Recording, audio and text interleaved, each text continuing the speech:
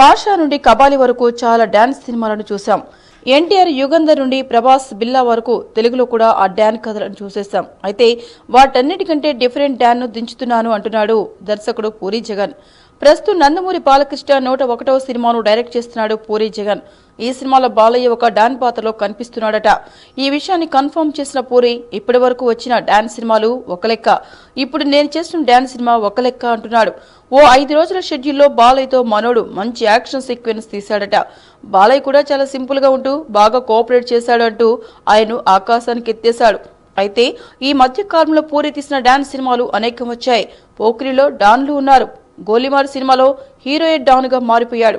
Business man లో hero ఒక don. దేవుడు చేసిన మనుషుల సినిమాలో బ్యాంకాక్ డాన్ ఉంటే, మొన్న వచ్చిన ఇజం సినిమాలో జగపతి బాబు స్టైలిష్ డాన్ గా మెరిశాడు. ఈ డాన్స్ అందరూ అంతగా అలరించలేదు. కొందరు క్లిక్ అయితే కొందరు ఫెయిల్ అయ్యారు. మరి బాలిని ఎటువంటి డాన్ గా మారుస్తున్నావు పూరి? ఏంటండి, వీడియో నచ్చిందా? అయితే ఓ లైక్ వేసుకోండి, లేదంటే ఓ కామెంట్ చేయండి. ఎప్పటికప్పుడు మా వీడియోస్ చూడాలంటే సబ్స్క్రైబ్ చేసుకోండి.